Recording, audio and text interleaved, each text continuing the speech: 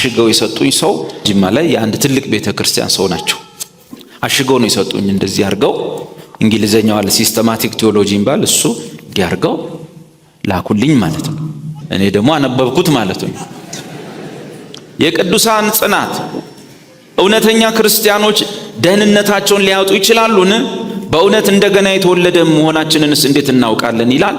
ይሄ በጣም ግሩም ነው። ይሄኛው ደግሞ አጻጻፉ በጣም ግሩም ነው። ይሄ ሁሉ ጥያቄዎችን ሁሉ እየመለሰ እነዚህ ትላንት ፓስተር እየመለሰልን የነበረውን እነሱን ሁሉ እየጠየቀ ነው። ብዙ ገጽ ነው፣ ለማንበብ አልችልም። አሁን እነዚህ መጽሐፍቶቹን ለመጠቆም ነው። ወደ ቅዱስ መጽሐፍ እንግባና ሉቃስ ወንጌል ምዕራፍ 1 አውጡልኝ። ምዕራፍ 1 ዘካርያስን ታውቁታላችሁ። ዮሐንስ ተጸነሰ። ከዛ በኋላ ስም አውጣለት ተባለ። ብራና ላይ ጻፈ። ስሙ ዮሐንስ ነው ብሎ አለ። በዛ ቤተሰብ ያልተለመደ ስም ቢሆንም በሌዋውያን ውስጥ ግን ዮሐንስ ብሎታል። ከመንፈስ ቅዱስ የተመረጠ ስም ነው። ዮሐንስ ማለት የቃሉ ፍቺ ምንድነው? የእግዚአብሔር ጸጋ ማለት ነው፣ ግሬስ ማለት ነው። እና ዮሐንስ ተወለደ።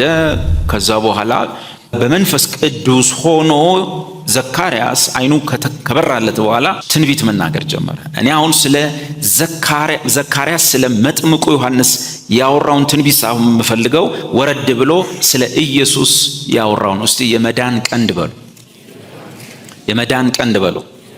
ያ የመዳን ቀንዴ ጌታዬ፣ የመዳን ቀንዴ ምንድነው? ቀንድ ምንድነው? ቀንድ በመጽሐፍ ቅዱስ ኃይል፣ ፓወር፣ አውቶሪቲ ወዘተ። ቀንድ እንደሱ ማለት ነው። ኢየሱስን ምን ብሎ እንዳለው ታውቃላችሁ?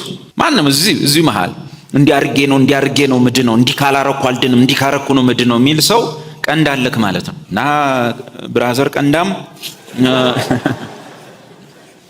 ምንም አቅም የለህም። እውነት ልንገርህ፣ ያለ ኢየሱስ ተስፋ የለህም። ያለ ኢየሱስ እኔ እዚህ የመጣሁት ኢየሱስን ላከብር ነው። ዛት ሚንስ አንተን ልክን ልነገር ነው። እግዚአብሔር ኢየሱስን ብቻ አክብረው።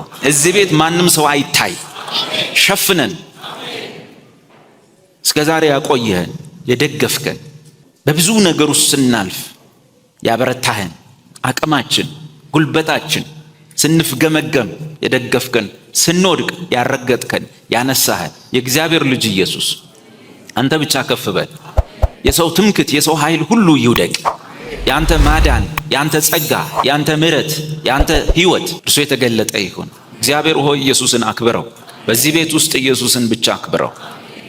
እኔነት በኢየሱስ ክርስቶስ ስም የተደበቀ ይሁን። እኔነት በኢየሱስ ስም የተሰበረ ይሁን። አሜን። ከዛ ምዕራፍ 1 ላይ እንደዚህ ይላል። ቁጥር 67 ማንበብ ይቻላል። አባቱ ዘካርያስም መንፈስ ቅዱስን ሞላበትና ትንቢት ተናገረ፣ እንዲህ አለ። የእስራኤል ጌታ አምላክ ይባረክ፣ ጎብኝቶ ለሕዝቡ ቤዛ አድርጓልና ከጥንት ጀምሮ በነበሩ በቅዱሳን ነቢያት አፍ እንደተናገረው በብላቴናው በዳዊት ቤት የመዳን ቀንድን አስነስቶልናል። በእርግጥ እስራኤላዊ ነው።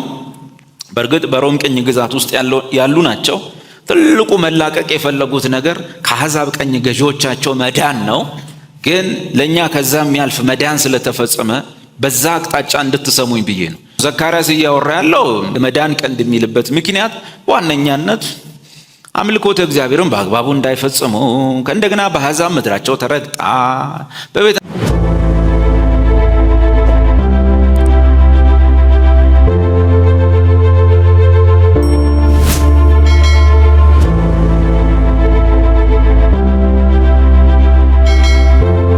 መላቀቅ የፈለጉት ነገር ከአሕዛብ ቀኝ ገዢዎቻቸው መዳን ነው።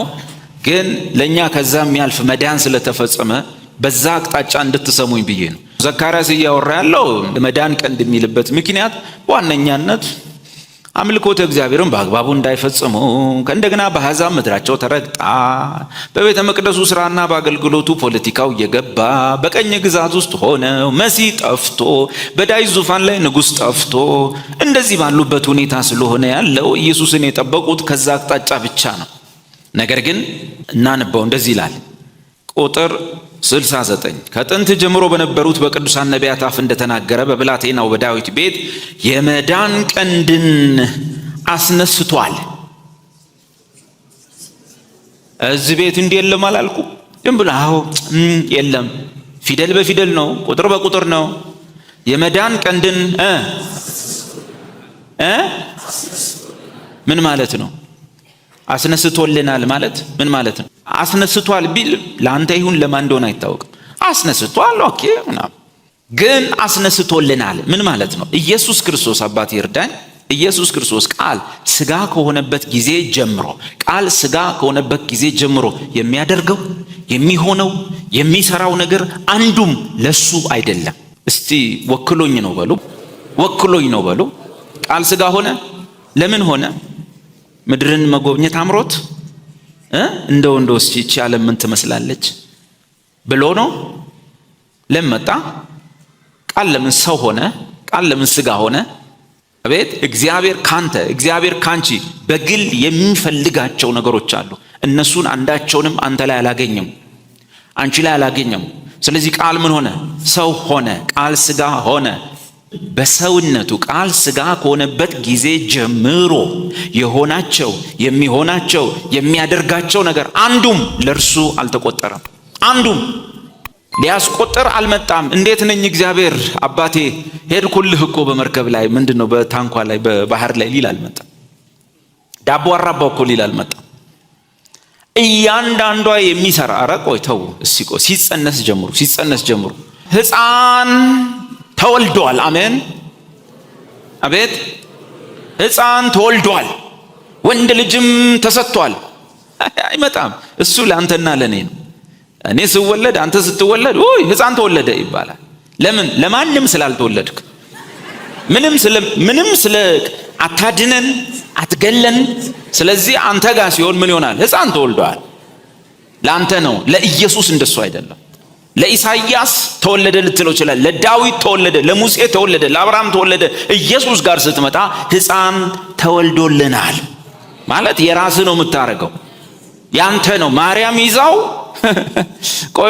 ማርያም ይዛው ተቀበላታ። ሰውየው ምን ነው ቢሉ እዛው መለሰላት፣ አይኖቼ ማዳንህን አይተዋል። ማርያም ይዛው ለዓለም የሆነ እዛው ይዛው ሰይፍ ነው በልብሽ ውስጥ የሚያልፈው። ይሄ ማለት አድጎ ሊጦርሽ አይደለም ነው። አድጎ ሊጦርሽ አይደለም። ለዓለም ሁሉ ሲሞት ባይንሽ ታያለሽ ተባለ። ስለዚህ ሕፃን ተወልዶልናል ሲለኔ ነው በሉ። አሁን ወንድ ልጅም ተሰጥቶናል ለኔ ነው። ቀጥሎ ደግሞ ስሙን ኢየሱስ ትይዋለሽ ወይም ስሙን ኢየሱስ ትለዋለህ ተባሉ። እሺ ስሙ እንኳን ለእርሱ ለራሱ ለሱ መጠሪያ ስሙ ነው የተሰጠው፣ ግን ለኛ ነው። እስቲ ኢየሱስ ትዝ ይላችኋል? የሆነ ወንጌል ትዝ አይላችሁም? እሱም ቦታ የሚነግረኝ ኢየሱስ የሆነ ጋኔን አግኝቶ በስሙ ያስወጣ ቀን ትዝ አይላችሁ? የሆነ ርኩስ መንፈስ አግኝቶ የሆነ ቦታ ጋር ኢየሱስ አግኝቶ እንደዚህ አላለውም? አንተ ርኩስ መንፈስ በኢየሱስ ስም ውጣ አላለውም? ኢየሱስ በስሙ አጋንንት አውጥቶ አያውቅም እንዴ? አንዳንድ ሰው ይኸውላችሁ መጽሐፍ ቅዱስን በጣም ጎበዝ አንባቢዎች አሉ። ይሄን ከጨረሱ በኋላ ይሄን የሚያነቧል ነጩ ነው። እነሱ እነዚህን ጥቅሶች ያገኛሉ። እነሱ ሰዎች ናቸው ያስቸገሩ ወገኖቼ። ኢየሱስ በስሙ አጋንንት አውጥቶ አያውቅም። በስሙ ሙታን አስነስቶ አያውቅም። ለምን? ስሙ ለኔ ነው የተሰጠ። መጽሐፍ ነው የሚለው። ምንድነው የሚለው? ከሰማይ በታች እንድንበት ዘንድ ለሰዎች የተሰጠ። ለማን የተሰጠ? ለሰዎች ምን የሆነ የተሰጠ ምን ስም? ከሰማይ በታች ሌላ የለም። ስለዚህ በስሙ የኃጢአታችሁ ስርየት ተሰበከላችሁ። ልጆቼ ሆይ ኃጢአታችሁ ስለ ስሙ ምን ሆነ? ተሰረየላችሁ። እያንዳንዱ ታሪኩ ኢየሱስ 33 ዓመት ሙሉ በድህነት ኖረ ምናምን የኔ ምስኪን እንደ አይ ይብለ የሚላቀሰው ሊኖር ይችላል። ኖ በእርሱ ድህነት እናንተ ባለጠጎች ተሆኑ ዘንድ ማለት የሚሆናቸው ነገሮች ሁሉ ለኛ ናቸው። እንደው ቀጠቀጡት እኮ አሰቃዩት እኮ ወዘተ ሰውነቱን ከራስ ፀጉሩ እስከ እግር ጥፍሩ አየኔ ጌታ የየ ከዛሳ አልቀሰ ከተበተንክ ጉድ ፈላ። መጽሐፉ የሚለው በእርሱ ቁስል እኛ ተፉ። የሚሆናቸው ሁሉ ስለማን ነው? ስለአንተ ነው። መጽሐፍ ነው የሚለው። ሲሰቀል እንኳን ከእርሱ ጋር ተሰቀላችሁ ነው የሚለው። ሲሞት እንኳን ከእርሱ ጋር ሞታችኋል ነው የተባለው። የሚሆነው ሁሉ ለማንን ወክሎ ነው? ወይም በሌላ አነጋገር አንዱ ስለ ሁሉ ሞተ አይደለ? እንኪያስ ሁሉም ምን ሆኖ ሞቷል። እሺ ሞቻለሁ ብሏ ያን ቀን በሉ በኃጢአቴ ምክንያት ሞቻለሁ በሉ። ተነስቷል። ለጽድቅ እንኖር ዘንድ ከእርሱ ጋር አብረን ተነሳ። መነሳት ብቻ አይደለም፣ ቀጥሎ ከእርሱ ጋር በቀኙ አስቀመጠን። ይመጣል ድጋሚ። መጽሐፍ ምን ይላል? ሕይወታችሁ የሆነው ክርስቶስ በሚመጣ ጊዜ ያን ጊዜ እናንተም ከእርሱ ጋር አብራችሁ በክብር ትገለጣላችሁ። ይነግሳል። መጽሐፉ የሚለው እንነግሳለን ይላል። ባሪያዎቹ ከእርሱ ጋር ኖሩና ነገሱ ይላል።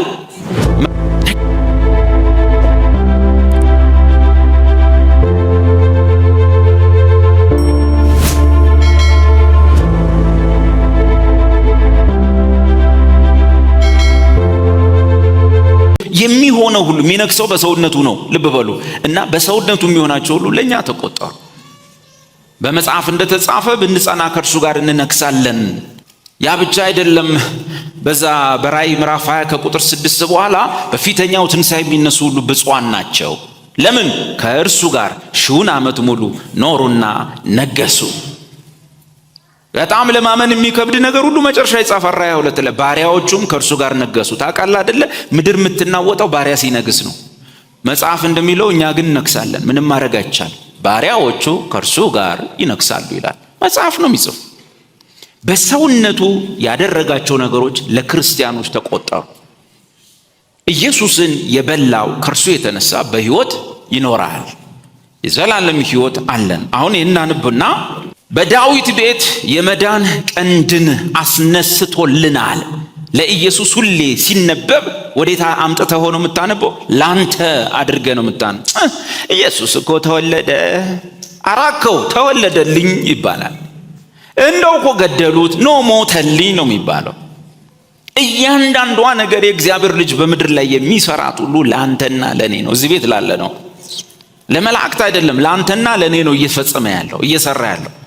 የሚቀረን ነገር በሙላት ያደረጋቸውን ነገሮች ለእኛ አድርጎ መቀበል ነው። በሙላት ችግራችን እርሱ የሰራቸውን የኛ አድርገን ከምንቀበል ይልቅ እኛ የሰራናቸውን መቁጠር እንወዳለን። እስቲ ወገኖቼ ኢየሱስ ያደረገልን የሰራልን በዚህ ገብቶ በዚህ ወጥቶ ይህን ሁሉ ሰርቶልህ ከሚባል ይልቅ ወገኖቼ እስቲ ሰሞኑን ምን ነበር የሰራ ነው ስንባል ደስ ይለናል። የሱ ከሚቆጠርልን እኛ የምናስቆጥረውን ብንቆጥር ደስ ይለናል። ያ ነው ትልቁ ችግር። ሃይማኖት ትልቁ አደጋው ይሄ ነው። ሃይማኖት የእግዚአብሔርን አይቆጥርልህም፣ ያንተን ነው የሚቆጥርልህ። ትንሽ ስትሰራ ያጨበጭብላል። አጨብጭቡለት። በእውነት ይህ ሰው በእውነት 7 ቀን ነው ጾሞ የወጣው፣ ለምድሪቱ ነው የጸለየው፣ እልል በሉለት ይልና ከዛ በኋላ ሰው ነህና ትሰናከላለህ፣ ትደክማለህ። ያን ጊዜ ደግሞ ስደቡት፣ ቱበሉት፣ አትጨብጡት፣ አትንኩት፣ እርኩስ ነው ምናምን ይልሃል። ይህን ማስተምር እኔ በዚህኛው ሰውዬ መንገድ በሕይወቴ ዘመን ሄጄ አይደለም። እንወዳደር እንዴት ነው ነገሩ? ነገር ግን እውነታው ይሄ ነው። ይህ ሰው ተስፋ አለው። ይህ ሰው የእግዚአብሔር ልጅ ነው። በእነዚህ በእኛ ወቅታዊ ስሜት መውጣትና መውረድ ላይ የተመሰረተ ሕይወት እግዚአብሔር አልሰጠንም። በአንተ ማንነት ላይ የተጣለ ሕይወት አልሰጠንም። እና የመዳንን ቀንድ አስነስቶልናል ማለት የመዳንን ኃይል አስነስቶልናል። ኃይል የሚያስፈልገው የማይችልን ነገር ወደሚችል ነገር ለማምጣት ነው። ውሃ ወደ ላይ አይወጣም። ስለዚህ ወደ ላይ የማይወጣን ውሃ ወደ ላይ እንዲወጣ አቅም ስለሌለው ስለማይችል ተፈጥሮ ስላይደለ የሆነ ኃይል ያስፈልገዋል። የሆነ ፕሬሸር፣ ኤነርጂ፣ ፓወር ምናምን ያስፈልገዋል ውሃውን ወደ ላይ ለመውሰድ። እኔና አንተ በእግዚአብሔር ፊት መቼም የዘላለም ሕይወት በራሳችን ልናገኝ አንችል። ስለዚህ እግዚአብሔር በዳዊት ቤት ምንድን ያስነሳው? የመዳን ቀንድ አስነስቶልናል። ጥሩ አስነስቶልናል። ከምንድን ነው የሚያድነው? ለአይሁድ በወቅቱ ለእስራኤል ልጆች ወይም ለአይሁድ የገመቱት ግምት ከሮማውያን ቀኝ ገዢዎች፣ ከቀኝ ገዢዎቻቸው፣ ከጭቆናው፣ ከተማረሩበት የፖለቲካ ስርዓት ወዘተ ነው እነሱ ያሰቡት። ማዳኑም ከወደረኞቻችንና ከሚጠሉን ሁሉ እጅ ነው። ባጭሩ በእነሱ አነጋገር ከአሕዛብ ሁሉ እጅ ነው። እንደዚህም ለአባቶቻችን ምሕረት አደረገ። ለአባታችን ለአብርሃም የማለውን መሐላውን ቅዱሱን ኪዳን አሰበ። በእርሱም ማን? በመዳናችን ቀንድ በእርሱም ከጠላቶቻችን እጅ ድነን በዘመናችን ሁሉ ያለ ፍርሃት። የመዳን ቀንድ ነው ኢየሱስ። የመዳን ቀንድ ነው። በዘመናችን ሁሉ ያለምን? ያለ ፍርሃት። ዋነኛ ጠላት ኃጢአት ነው። ዋነኛ ጠላት ነው። ምክትል ጠላት እንደሆነ አላቅም፣ ሰይጣን ነው፣ እቺ ዓለም። እነዚህ ሁሉ በእነዚህ ሁሉ ላይ አለ ፍርሃት እንድንኖር ከጠላቶቻችን እጅ ሁሉ አድኖናል። በመዳን ቀን ከአንዳንዱ አይደለም ከሁሉም ድነናል። መዳናችንን እንቀበላለን እንጂ ፈውሳችንን እንቀበላለን እንጂ ጤናችንን እንቀበላለን እንጂ ይሄ የመዳን ቀን ከጠላቶቻችን ሁሉ እጅ አድኖናል። አንድ ሰዓት ስንጸልይ 45 ደቂቃ እርኩስ መንፈስ ከመገሰጽ ገላግሎናል። 15 ደቂቃ ወደ እግዚአብሔር ከመጸለይና 45 ደቂቃ ስም ከማለት ነፃ አውጥቶናል። በአብ ፊት ሆነ ማለት በአብ ፊት ሆነ አባቴ አባቴ በሚለው ነገር ውስጥ ማለት ነው። በአምልኮም ይሁን በጸሎት ጊዜ ውስጥ ማለት ነው። ከአብ ይልቅ አጋንንት እየታዩ ጠላት እየታየ ሰይጣን እየታየ ካለው ከእንደዚህ አይነት ነገር ይሄ የመዳን ቀንድ ነፃ አውጥቶናል። ታውቃላችሁ ሰው አንድ ሰዓት ከጸለየ 45ን ሲዋጋ የሚያሳልፍበት ዘመን ነበር። ደግሞ ታውቃለህ ሰው አባ አባት እያለ ከሚጨው ወይም ወደ አምላኩ በክርስቶስ መጋረጃነት ከሚቀርብ ይልቅ ሰው እዚሁ ሰፈሩ ያሉ ነገሮችን የሚያስፈሩ ነገሮችን አንደኛ የራሱን ኃጢአት ደጋግመ ስትነግረው፣ ሁለተኛ የሚዋጉንን ዘንዶ ተወርዋሪ ጭራ ያላቸው ቀንድ ያላቸው ጺማም መናፍስቶች አሞራው ቁራው ስትል ሰው የበለጠ ደስተኛ እየሆነ ይመጣል። ያ ብቻ አይደለም፣ እየፈራም ስለሚመጣ የጸሎት እንትኑ እየጨመረ ይመጣል። እያመነ መጥቶ አይደለም፣ እየፈራ መጥቶ ጅማ ላይ አንዱ ፓስተር የነገረኝ እውነተኛ ነገር እና ልጅቷ ዝም ብላ አያለው ሰማይ ሁሉ ላይ ብዙ እባቦች አያለው ይተራመሳሉ፣ ትልቅ እባቦች ምናምኖች እያለች እየጸለዩ በአጋጣሚ ደግሞ ቸርቻቸው ቆርቆሮ በቆርቆሮ ነው፣ ጣራውም ቆርቆሮ ነው ምናምንና እየጸለዩ እባብ ስል ሰው ሁሉ ፈርቷል።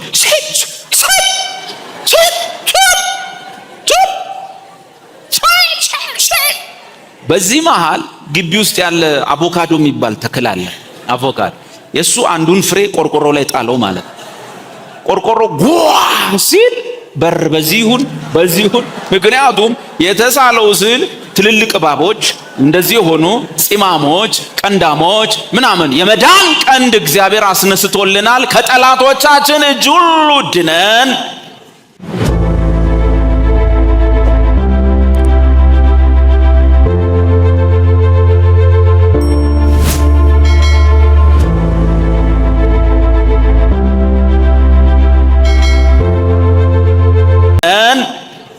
በዘመናችን ሁሉ አለ ፍርሃት ሙሉ መዳን አለ ፍርሃት መኖር ነው። የጣልከው ሙዝ አዳልጦ ልጣጩ እዛው በር ላይ ራስ ጥለ አንስቶ ሲጥል የጠላት አሰራር ነው፣ ውጊያ ነው። በቀደም በህልሜ አይቻለሁኝ የሆነ ነገር በቃ ሰሞኑን ልቤ እንትን ብሎ ነበር። ኖ ሁሉ ሙዙን ገስጸ ልጣጩን ገስጸ ያንዳ ጥላህን ማታምንበት ህይወት እግዚአብሔር ከጠላቶቻችን እጅ ሁሉ ነው ያዳነን። ከሰይጣን ስልጣን ሁሉ አዳነን ነው የሚለው ቃል። ያ መንፈስ በሰው አካል በሰንበዲ ተገልጦ ሲመጣ አምጣውና እዚህ እናሳያለን እናፈርጠዋለን ማለት ነው። በተረፈ ግን እየፈለግን እያሰስን ምን ይኖር ይሆን እዚህ አካባቢ? ከጅጅጋ የመጣ መንፈስ አለ እዚህ አዲስ አበባ ላይ ሆነ በጣም ከባድ። ይሄ የሆነ ስለገጠመኝ ሴትዮዋ እየጸለይን ጉባኤ ላይ የሶማሌ መንፈስ እኛ ጅማ ነን ያለንና ምን ሆነው ነው ትይንትና ዛሬ አልኩ ጅጅጋ ይላሉ። በሽቶ የምትገባ ምን አይለ ለካ ልጃቸውን ሊጠይቁ ጅጅጋ ሄደው ነበር። እዛ ጉባኤ ላይ ለካ የጅጅጋ ላይ